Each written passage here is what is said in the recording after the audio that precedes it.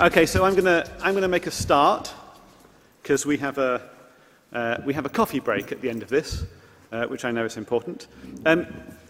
Welcome, thank you all for being here at the first of the themed events, explicitly themed events around autonomy at this year's IJCAI. Autonomy will be, I'm sure, coming up at things that are not explicitly themed. Autonomy has been something that many in our communities have been considering for a number of years now, but I think that recent developments have brought challenges or have made real what until now has been rather abstract and theoretical. We have autonomous vehicles on land, in the sea, in the air. We have drones, civilian and military. We have personal assistants. Increasingly, I was going to say on the smartphone and on the desktop, but actually we have separate devices now that have personal assistants as well. There are issues around autonomy that are technical, that has been the primary focus of conferences such as these, but there are also social, legal, and philosophical questions that we need to answer and pay attention to. These relate to things like privacy, security, ethics, regulation, which has been discussed recently by a number of different individuals, and human interaction. So we have sessions every day at this conference on some of these issues, and this is sort of the kick-off for that work through the conference. I'm happy to say that I won't be saying too much more. We have a panel of speakers that I will introduce now. Let me begin by saying that I'm sorry that we don't have Marta Poblet here today, who was ill and couldn't make it, but we do instead have three very well-qualified individuals to talk to some of the issues. First, we have David Danks, who is the L.L. Thurston Professor of Philosophy and Psychology at CMU. He works on problems at the intersection of philosophy, cognitive science, and machine learning, including development of computational cognitive models, design of novel causal discovery algorithms, and understanding the human-centric impacts of autonomous systems. We have Ugo Pagallo, who is Professor of Jurisprudence at the University of Turin. He's a faculty member at the Centre for Transnational Legal Studies in London and a faculty fellow at the NEXA Centre for Internet and Society at the Politecnico of Turin. He was a member of the European Remotely Piloted Aircraft Systems Steering Group for civilian use of drones and has been involved in many other related activities. His main interests are AI and law, network and legal theory, robotics and IT law, and Ugo is also talking tomorrow evening at the AI Festival, I think, and he's giving a keynote talk here on Thursday. Finally, we have Toby Walsh, who is the Scientia Professor of AI at the University of New South Wales, and he also leads the Algorithmic Decision Theory Group at Data 61, Australia's Centre of Excellence for ICT Research. He's an elected Fellow of the Australian Academy of Sciences and one of the 2016 New South Wales Premier's Prize for Excellence in Engineering and ICT. Most exciting to me is that he was recently named in the inaugural Knowledge Nation 100, the 100 rock stars, I understand, of Australia's digital revolution, and he's played a key role at the UN on the campaign to ban killer robots. I'm sure Toby will say a little more about that. He's the author of a new book on AI, launched this week, and he'll be talking... Launched this evening. Where he'll be talking tonight at the AI Festival, I think. Yes, this evening, so 6 o'clock this evening. So, the aim today in this session is for an open discussion with you as well as with us. I'm keen that we have questions and interaction with the audience, but to start, I've asked each of our panelists to give some opening remarks on AI and autonomy from their distinct perspective. So, let's start with David. Thank you so much, Mike, for putting this together. I guess I took my cue from the title that was in the program, at least at one point, which was the question of AI and autonomy, threat or opportunity. And in particular, it seemed to me that this was, there's sort of a banal, obvious answer, which is, well, both, or it depends. It seems to me entirely implausible to think that AI or autonomy is going to be entirely a threat or entirely an opportunity.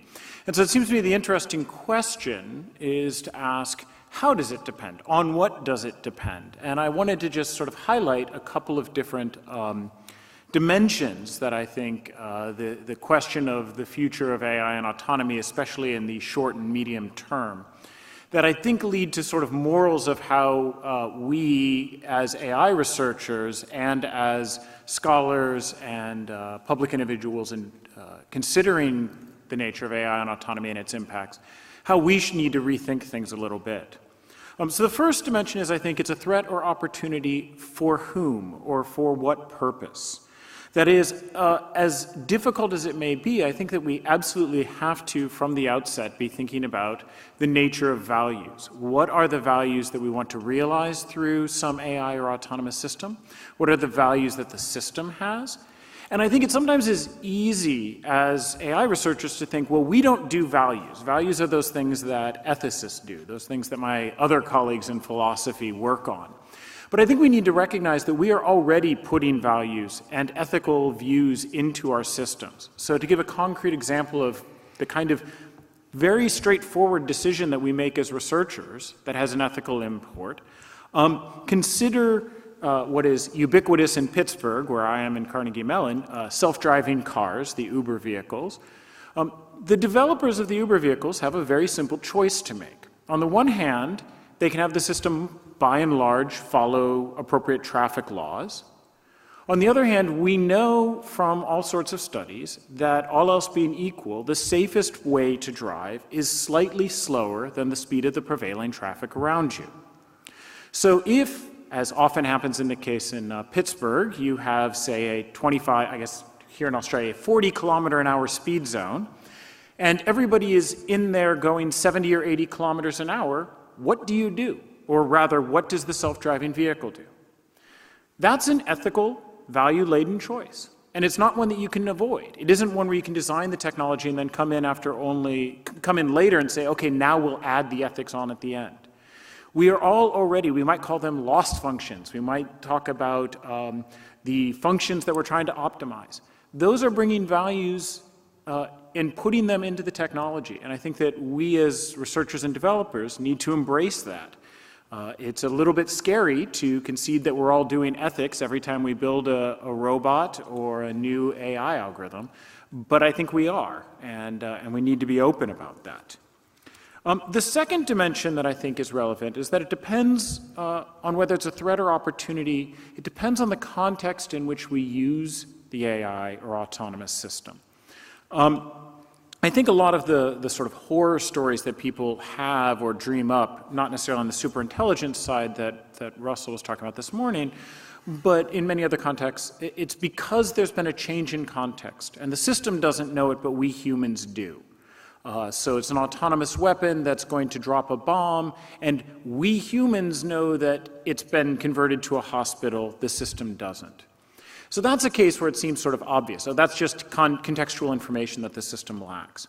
But more generally, you can sort of run down the line with autonomous systems. And in many cases, we humans know the context in which they're appropriate to use them. The system doesn't know that itself. We as AI researchers and developers, we know pretty much when our systems should be used.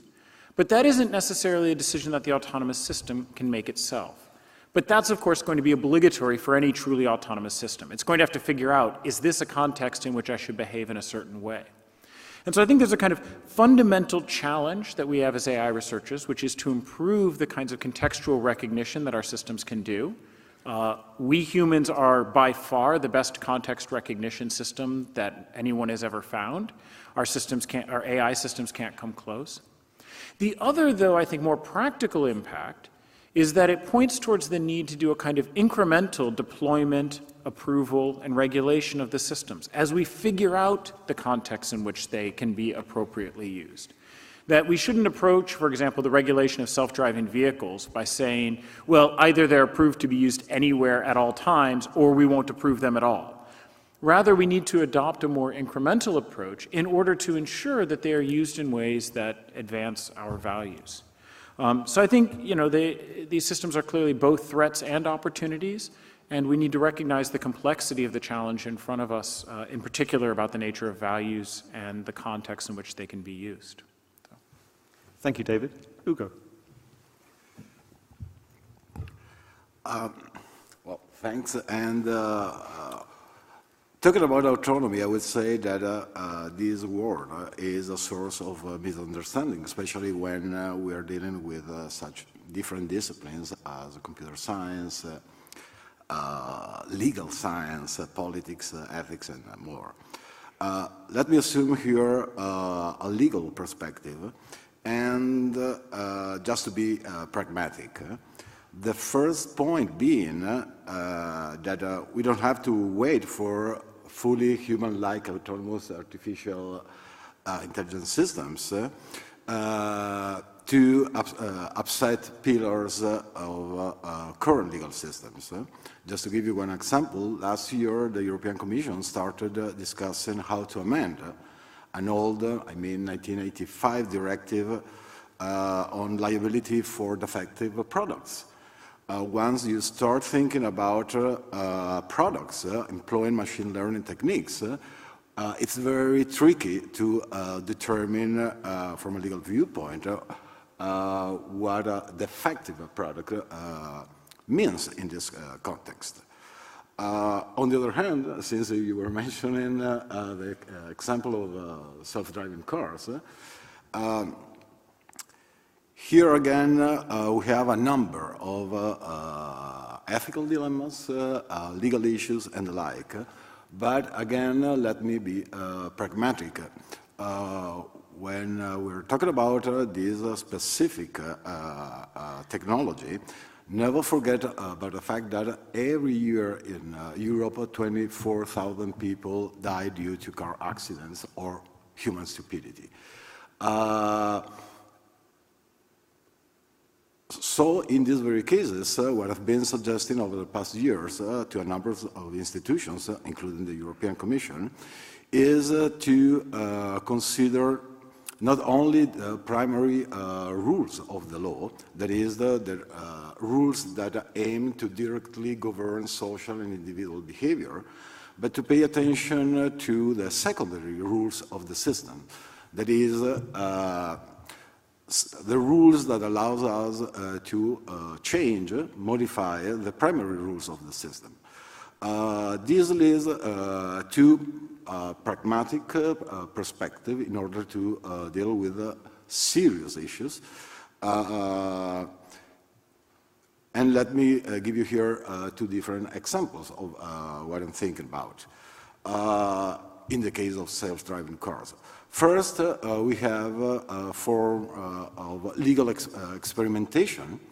For example, over the past 15 years, the Japanese government has created special zones for robotics empirical testing and development. They call them these zones Toku.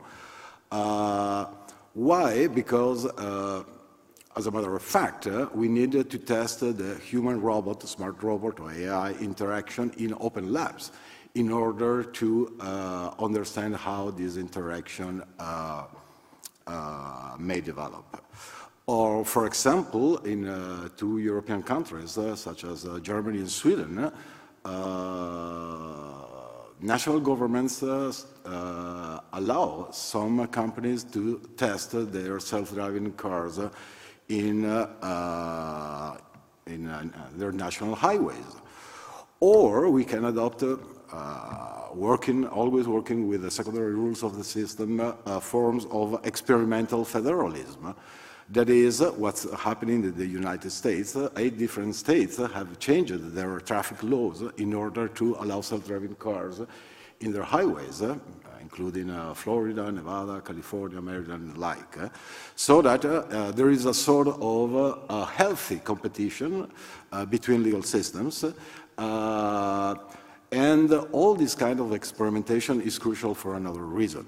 In many cases, we lack data in order to determine the probability of events, their consequences, and costs in order to determine the level of risk.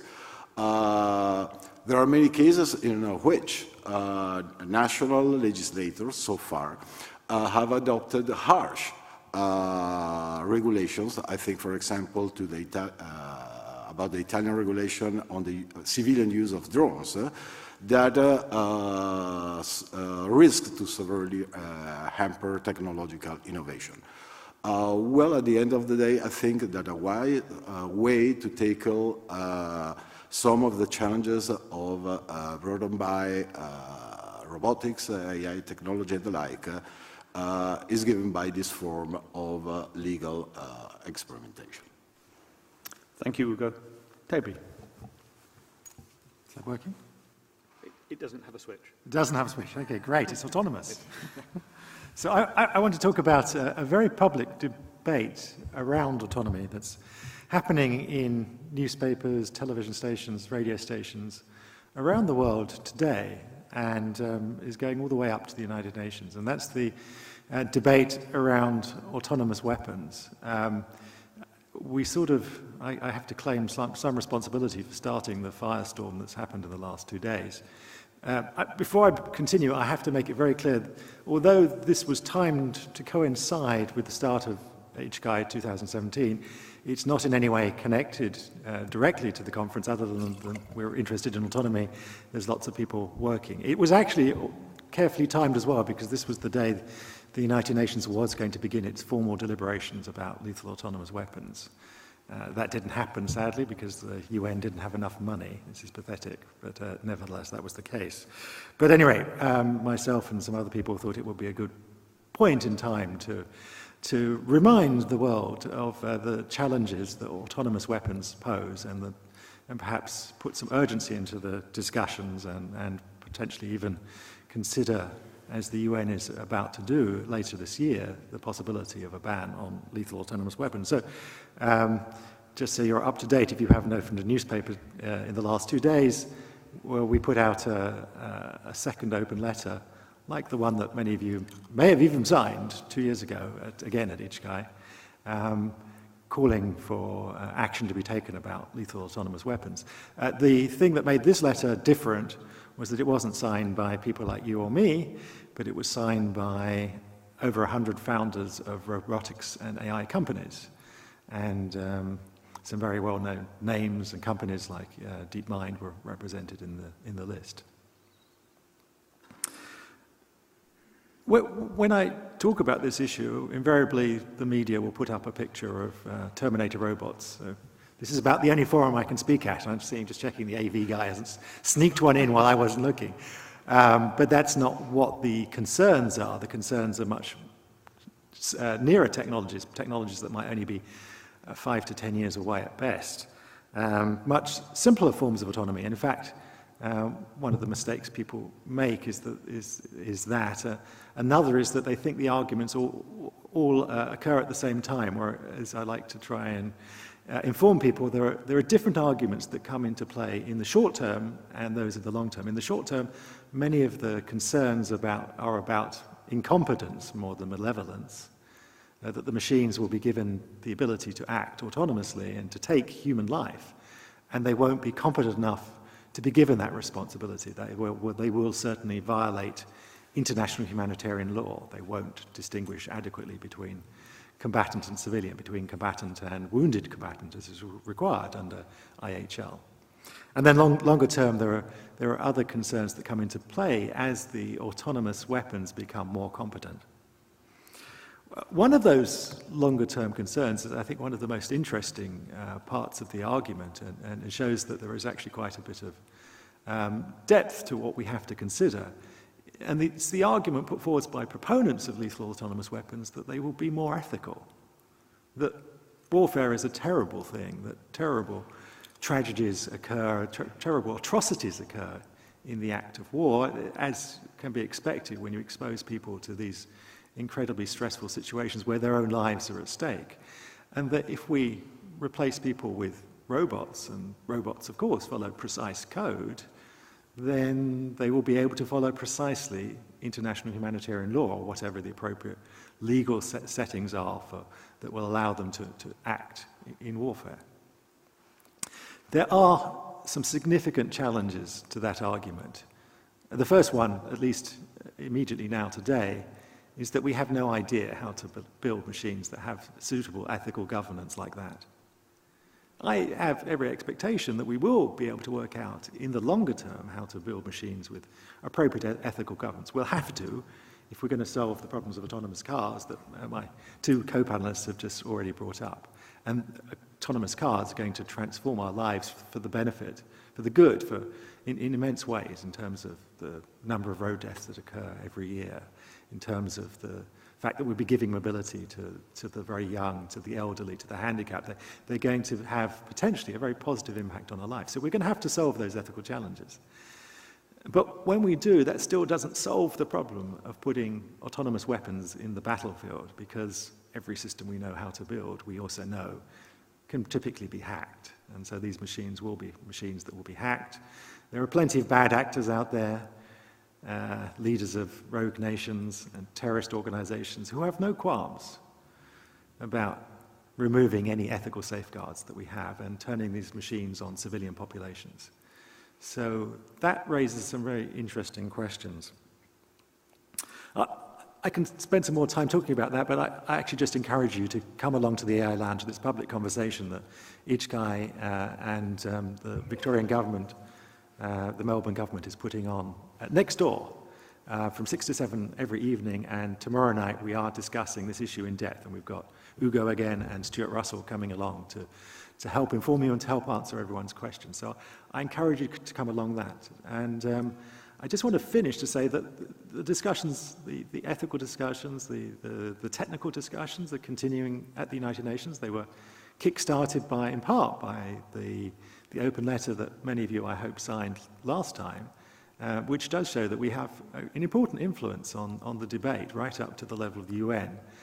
And that debate at the moment in the UN is focusing around this idea that I want to share with you, which is that we want to ensure that autonomous weapons always have meaningful human control. It's not defined yet what meaningful human control means, but that's where the debate is, at the United Nations amongst the diplomats is certainly focusing at the moment. Thank you. Thank you, Toby. Before throwing this open a little bit, I'd just like to see if any of the panelists would like to respond to anything that the others have said. Definitely. I want to ask you a question, right? Your first point was that ethics isn't something we add at the end, that we have to design it in at the start, I guess. But if we build systems that just do machine learning on training in the wild, they will learn the ethics, so we don't have to build it in. They could just learn it. So the things I would say is, first of all, that's at the very least a kind of second-order ethical commitment is getting built in there, which is that the right ethics for the machine learning system to realize is the ethics that it observes and infers from human behavior, which carries with it certain kinds of risks. No, the point I was trying to make was that I think that there is sometimes well, perhaps frequently, I find a sort of attitude of ethics is not my job as an AI researcher. My job is to build the technology, and then I'm going to count on the ethicists to come at the end and tell me, here's what you need to do to make sure it acts ethically. Here's the kind of veto power that an ethical governor needs to have, or something like this. And that's what I was trying to push back against, is that attitude that you can do the technology somehow in a value-free way. The very act of, for example, saying the only thing that matters is accuracy is already a value-laden commitment. So that's what I was trying to push back against. I just don't want people to think I don't actually believe my question. I just wanted to ask a provocative question. But when it comes to things like, well, how much over the speed limit are you allowed to speed? I can see some certain pleasingness to say, well, we'll just learn that by watching what people do.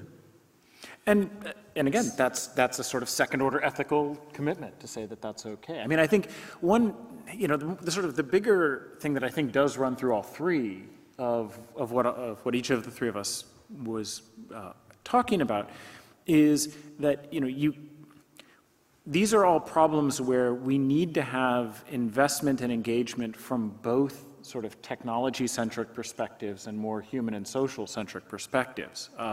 We've all, I'm sure, had the experience of reading things that talk about the dangers of AI that are hopelessly naive about the nature of AI. They just don't understand the technologies they're talking about, which I take it as the flip side of the machine learning researcher who says, oh, I don't do ethics, somebody else needs to come along at the end.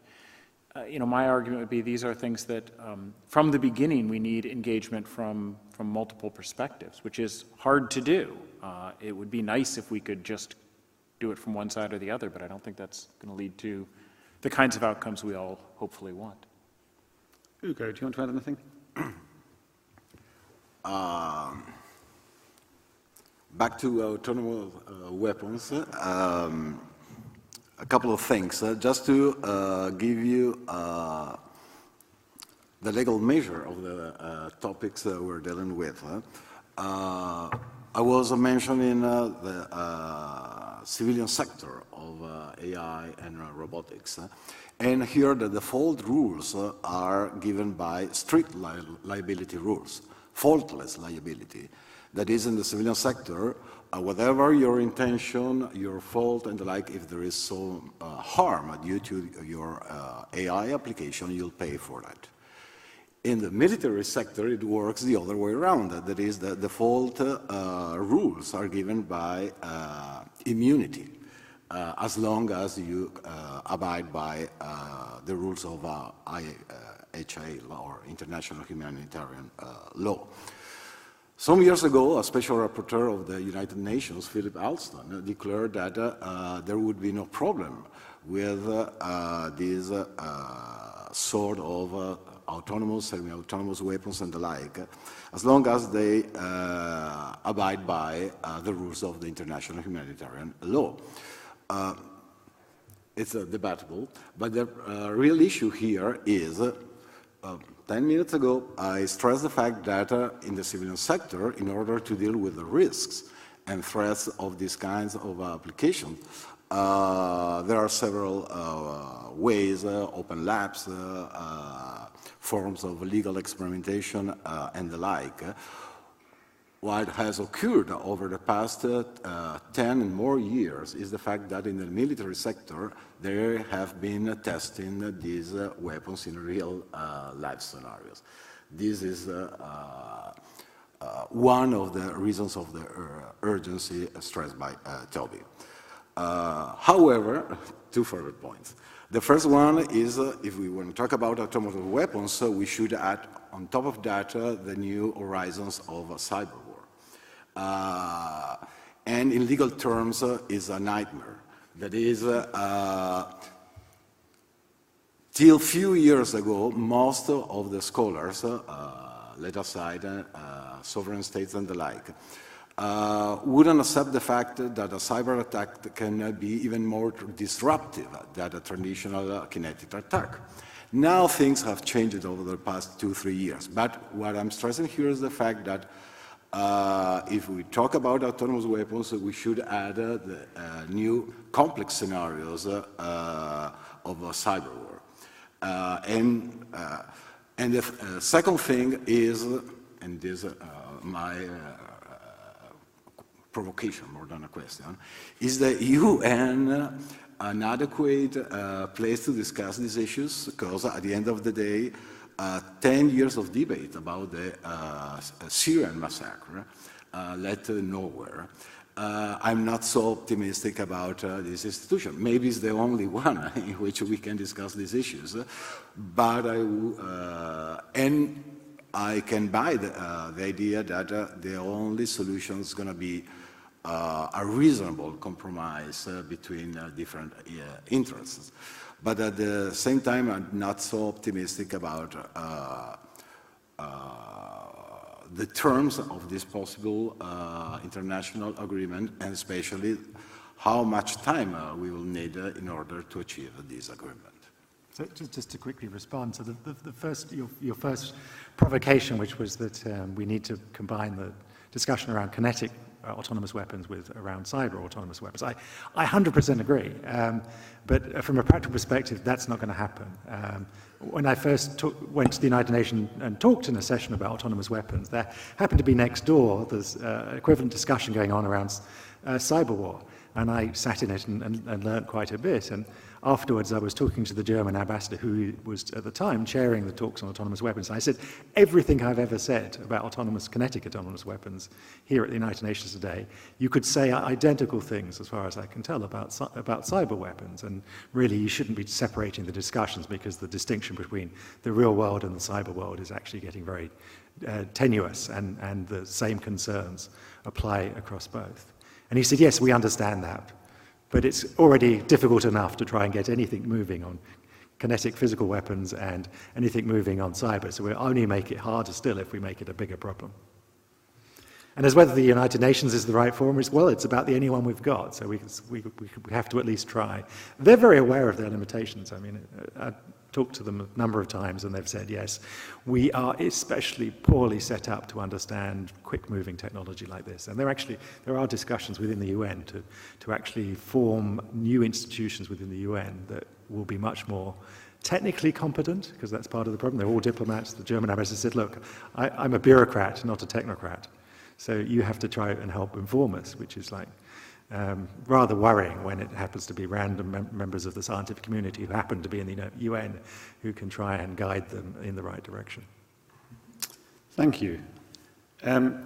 My brief summary of what we've heard is some concerns about making sure that values and ethical views are considered upfront, not separated out from the technical matters. Some concern for regulation, both the legal regulation and the rules of the system. And finally, a very big concern, very current, very now, about what we can do to address the quite worrying prospect of autonomous weapons. With that, I'd like to open it up to the floor to see if there are any questions or comments. We have a microphone over there at the front and a microphone over there at the back, and I would like to ask people, if they do have questions, to move to one of the microphones. And I see one person by a microphone. Is that Frank? Yeah, Frank Dicknam, Utrecht University. So I would like to be a bit provocative about autonomous weapons, because people talk about a discussion about autonomous weapons, but there is generally just an idea that they should be abolished, just like that. What you very little hear is a kind of comparison between, say, a long-range rocket that is fired like 2 minutes before it actually hits the target, and anything that can happen in between, and an autonomous weapon that is started 2 minutes before it hits the target and can still decide not to detonate at the target because it actually observes that there is children there or there's no target there at all. So there are possible also positive effects of autonomous weapons. I'm not propagating autonomous weapons or weapons at all, but I think to have a proper discussion, we should have actually both sides considered. And I hear very little about opportunities and only threats. And I think that actually muddles a bit the discussion about this topic. So I'd like to hear your comments on that. Anyone want to offer some positive arguments for autonomy? There we go. What shall I go? We'll both go for it. Well, of course, there are, we are talking about the military side of this story. There are a number of scholars who claim that the use of autonomous weapons would be positive for several reasons, including, for example, the very idea that an autonomous robot wouldn't torture or rape and the like. So what I think is the crucial argument here is not a matter of simple balance between the positive effects of the use of these kind of weapons and the drawbacks. Because it's not a matter of considering whether the negative effects would outbalance the positive effects. Rather, here is what's at stake has to do with an ethical issue that is would be admissible, permissible that an autonomous machine decides to kill someone. In the civilian sector, the same applies to the use of autonomous cars. That is, whether, alas, we consider a normal tragedy the fact that a human driver could kill someone. There are several arguments why it would be ethically unacceptable that an autonomous vehicle could kill a human. So there is an ethical issue here. Then there is a political issue about the necessity to have a human in or on the loop for reasons of political and military responsibility. And finally, matters of risks. Because, again, it's unacceptable the fact that several nation states are testing their autonomous weapons in real-life scenarios in order to determine the level of risk. And since we ignore most of these levels in the military sector, well, that's another reason why the negative effects of this technology reasonably outweigh the positive effects. Nobody's denying that there may be positive effects, but it's not a simple matter of balancing what is positive and what is negative. There are more important ethical, political, and why not legal issues here from a social perspective. One of the challenges here is actually the definition of autonomous weapon, and that's one the United Nations is very aware of. And there is no yet consensus. So we have had, for many years now, hundreds of years, certain types of autonomous weapons. Landmines can be considered an autonomous weapon. And we have weapons, anti-aircraft missiles that have the name fire and forget, which tells you something about their level of autonomy. But I think most of the people in this discussion, certainly at the UN, are pretty happy with autonomy at the level of the decision lasting 1 or 2 seconds. And autonomy where we're starting to see the prototype of systems that will be flying drones, autonomous drones that will be flying for days at end, will do their own target identification, will do their own tracking, and will make their own decision about whether they kill people in a convoy on the ground, in a situation where the world will have changed quite dramatically in the few days since the weapon was first launched. And you have very little idea whether it is actually going to be a military convoy or it's going to be a wedding party. And so there is some line between 2 seconds and 2 days. Most people would probably agree that that's taking us into new territory in 2 days, and maybe we're happy as we have been for some time with 2 seconds. So there's clearly some line we've crossed. There isn't any consensus in the international diplomatic community, and I don't think probably even in this audience, as to where that line exactly is in the sand. But there is a line, and so we just have to work out where we cross that line. Toby, can I just clarify? If I ignore weapons, yes, your view on autonomy in other kinds of systems? I mean, do you see the value? No, this is a purely pragmatic argument I'm talking about, one where, the history of warfare, machinery and warfare, is one about distancing ourselves from the fighting. I mean, we started out fighting each other hand to hand. By the time we invented gunpowder, we were able to step back a little bit further from the action and not be so immediately involved in the killing. And now we're moving further and further and further back. And at some point, we discover that maybe we're now too far away from the actual action. David? I think one thing that, to sort of step back and give a somewhat more general, that is maybe not specific about weapons, but that I think that this, the provocative question highlights is that the very language of autonomy suggests a kind of binary notion. I'm autonomous, this glass is not. But in fact, as when we think about our own technologies, the ones that people in this room build. Autonomy is much more fine-grained. It's much more of a kind of continuum, probably a multidimensional continuum of different capabilities that a system can have. And so one of the real challenges in any sort of regulation, including the possibility of bans, is to figure out where we draw these lines in something that doesn't have. I mean, there's many ways to draw a line that separates me from this glass. But we're trying to do policy and regulation in a space where there aren't necessarily bright lines that we can draw. And so we have very difficult questions about where to draw them and how to draw them in ways that don't encourage bad actors to try and game the system, to say, oh, if that's what you mean by autonomy, I'll do everything except that, and somehow make it still acceptable. I mean, I think there's no, the technology alone doesn't tell us what to do.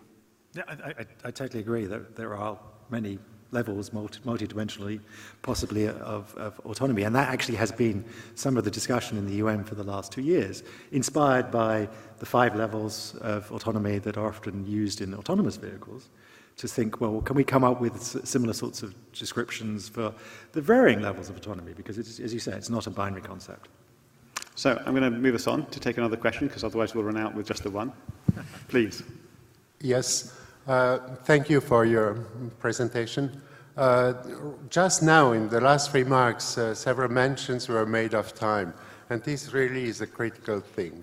There is a technical requirement for autonomy, and the line there is very clear. To control a system must be at least 2 times faster than the thing to be controlled. If it is 20 times faster, you can make enough control, a very sharp one. In between, you have all those control theories.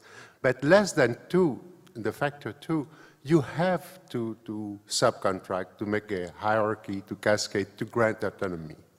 So if, for example, on planet Mars, if we have 40 minutes to get the information and send the command, for any process that would be like 1 second long or have a reaction time of 1 minute, there is no way we can control from planet Earth. So in common words, for example, if it is the death penalty, we can take years to decide about it democratically, everyone can be involved. Now when it is self-defense, of course, it's oneself, you know. If there is fire in the ship, the captain decides, right? So the line is there, is the time. If the process is fast, the decision loop must be at least 2 times faster. If it cannot, it must grant autonomy to something faster that does at least part of the job. So very significantly, before you were mentioning 2 seconds, for example, how can you put the human in the loop if the thing is, or like the mine that explodes? I mean, what about an airbag in the car? Shall we ask the judge permission to launch the airbag in case of accident? Obviously, time requires, if we want to control, to grant autonomy to that process. So this is one of 2 consequences. One, it is mandatory to grant autonomy for fast processes. And second, it's only for that. So the system that is granted the power of decision is only granted that power of decision for fast processes. Anything that can be handled in a longer time can be referred maybe by, like you mentioned, people who know better the contextual information or whatever. So the line is there for autonomy, is you must, if you want to control with success, you can see that with a motor. If you are not 2 times faster than the constant time of the motor with your controller, it will just not work. So if your process takes a certain time t, you must be able to decide in half of that time or better. And so if it is a 6 months long issue, so you can, you know, consult a lot of people, ask an expert, report, and so on, you know. But when it is something extremely short, so I think that should be really the reference point for autonomy.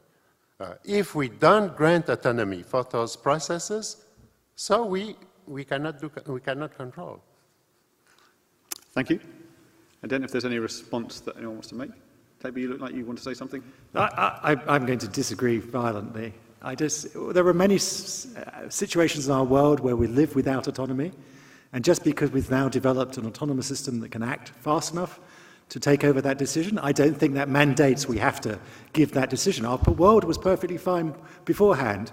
Maybe we could make it better, but it can't merely be that we now have a system that's fast enough to do it. We have to consider the wider ethical, legal, social, and other aspects to that decision. It's not just competence. Well, that must be in the order that is given, of course.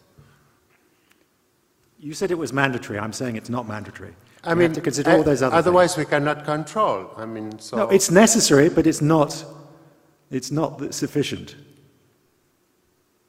Thank you. I'm going to suggest we take a couple more questions and then put them both to the panel, because I know there are two people who have been standing for a while. So let's take both of your questions first. Oh, thank you to the panel. James Harland, RMIT. In a number of areas of research, it's necessary to get ethical clearance before proceeding with experiments or other such data. Having heard the discussion about ethics, and particularly from David, I was wondering the panel's response to, is it time to have ethical clearance before doing AI research or on particular kinds of AI research? And before we answer that, let's take the second question as well. My question is, do you think that because we're being forced to formalize and evaluate ethics, is this going to make human beings or society better? So, two questions. Is it time for ethical clearance before we do AI research? And do we need to formalize and evaluate ethics? David, I think this may come to you first. Great. You can rephrase it if you want, or... Yeah. Sorry. No, my question is, because we are now being forced to deal, in some cases, with ethics, specifically, it seems to be coming up with self-driving cars and autonomous weapons, that we're actually being forced to evaluate or even start to understand ethics. Are we going to become better as a society or as people because of being forced to do this, at least in some cases?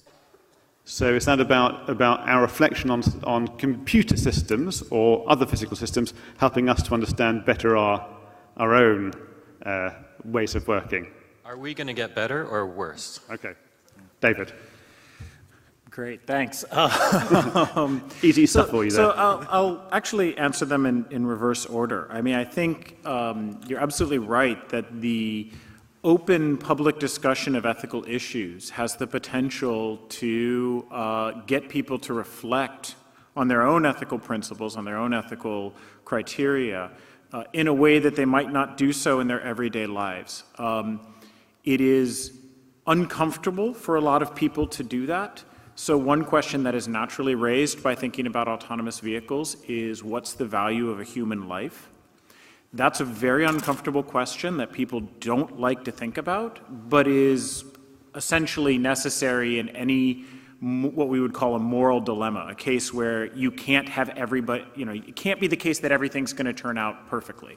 Somebody is going to be harmed, some right is going to be infringed. You have to start to think about balancing, about trade-offs, about what values trump what other ones. That's really hard, and my experience as doing cognitive science is that people try very hard to avoid difficult questions if they can. So I think most people don't like to think about that, and these issues are forcing some of them to. So I think in that sense it has the potential to make people a bit more consistent, a bit more coherent. It also has the possibility to make people essentially a certain kind of nihilism, right? Anything goes, kind of bad relativism. So I'm cautiously optimistic if the public discourse is appropriate, that it could have beneficial effects. At least in the United States, I have serious concerns about whether the public discourse is going to be appropriately careful and sophisticated. With regards to ethical clearances, I have what is perhaps a somewhat extreme view, which is that ethical issues, whether it has to be approved by an outside board, is a separate question, I think. But these kinds of ethical concerns arise with any research that has the potential to have wide-ranging human impacts. If I come up with a brand new bridge design, that's actually has deep ethical implications and potentially deep ethical consequences. So there we have procedures for, actually testing, is the bridge likely to fall? So, does it have to be in the United States? It's an institutional review board that does human subjects experimentation clearances, for example. Does it have to be that? Not necessarily. But I think there needs to be open discussion, and I think things like what's happening here at IJCAI this year is a good step. Open discussion of the impacts of the things that we are building and doing. We don't get to just do our work and pretend that there's no responsibility to think about the ethical implications. Whether it's a professional society, university boards, whomever who has to, perhaps be an outside arbiter, I think that a lot of that's going to depend on whether we can successfully monitor and guide our own trajectory as a community. Communities that have successfully been able to maintain professional ethics, even through research, by and large don't have government or official bodies set up. It's the ones where you get medical experimentation without consent that lead to those kinds of things. Ugo. Well, I think all this debate is a great opportunity to reflect on who we are and the countries in which we live. Last year, don't forget, we had 3 very telling documents released by the White House under Obama. The European Parliament and Westminster, UK, about the future of AI. And comparing these documents is very interesting because you can you have a picture of some convergences, but at the same time, huge differences between those systems. On the other hand, reflecting on who we are, I think that it belongs to our human nature to have multiple legal, ethical approaches, so that our ethical issues with AI technology are really harsh, because what kind of ethics we'll embrace at the end of the day. That is, are we thinking about Kantian AI system, so that we have to pay attention to the intentions of the system, or a utilitarian AI system, or a virtue ethical AI system? And what's even trickier is the fact that if by miracle we agree on what's right and what's wrong, what's good and what's bad, what kind of logic we'll employ in order to design our system? Deontic logic, divine command logic, so on and so forth. So that we will not solve in this particular field of applied ethics, that is, ethics dealing with AI technology, what constitutes our human nature. There is multiple ethical viewpoints.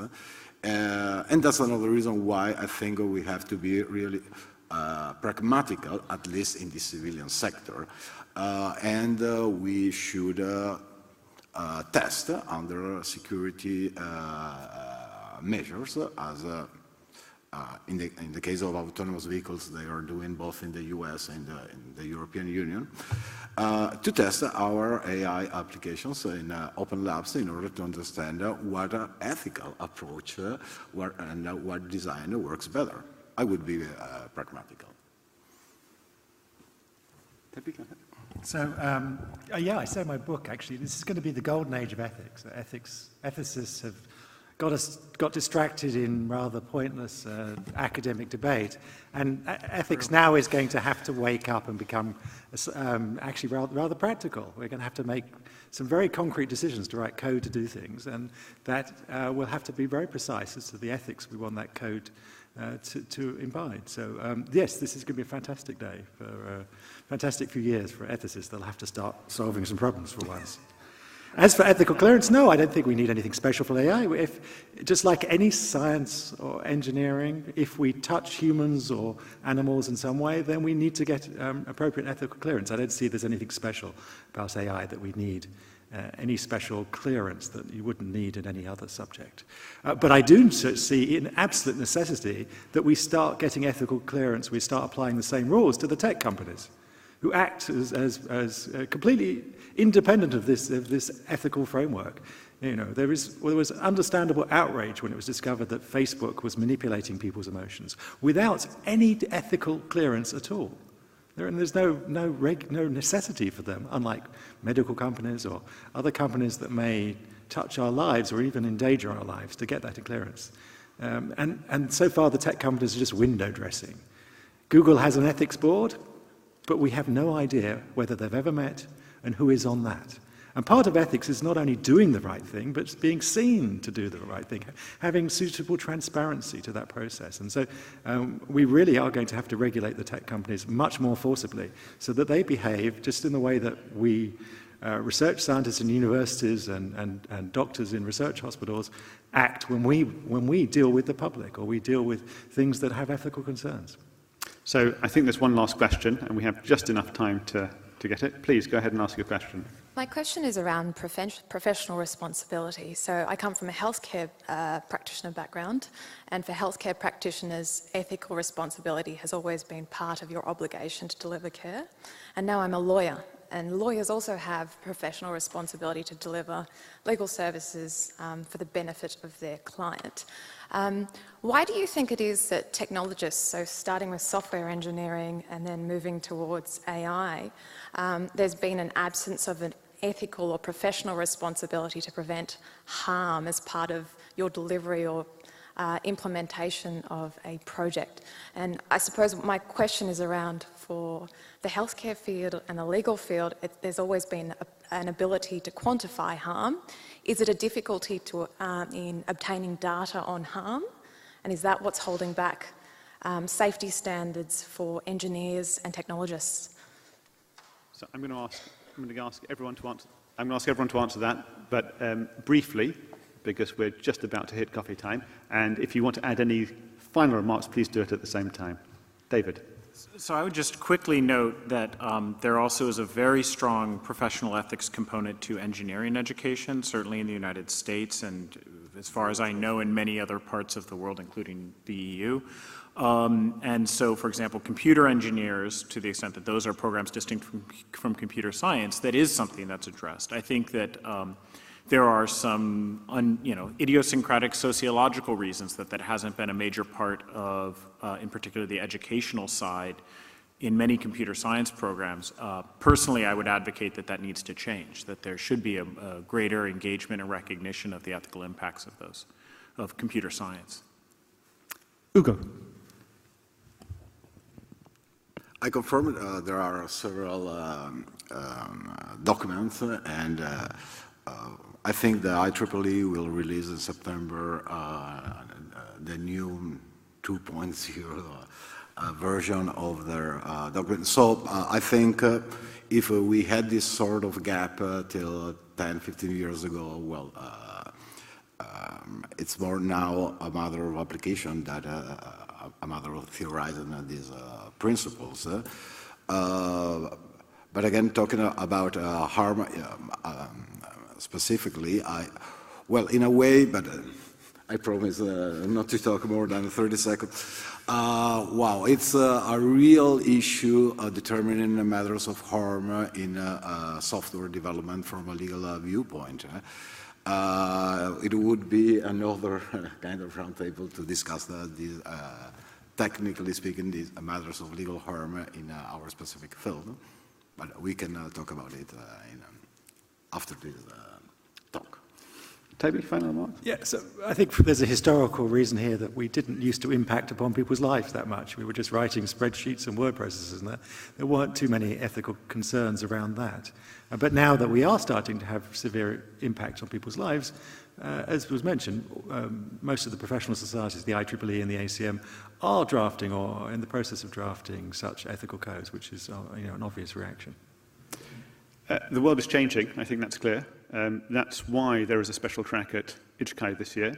The debate that we've been having, the discussion that we've been having today, I think reflects some of the concerns that people have not just in this room, but in the wider world. And that's why also we have got sessions today, tomorrow, and Thursday, where there will be an opportunity for more discussion and debate. I think David is leading in the next session with a talk after this. Yes. Toby is speaking later on today, this evening, and Ugo is speaking tomorrow. So there will be another opportunity to hear and speak to our panelists. But can I just ask you now, before going for your coffee, to thank our panelists for a very valuable, interesting, and well-informed discussion that I'm sure will continue over the next 3 or 4 days. Thank you.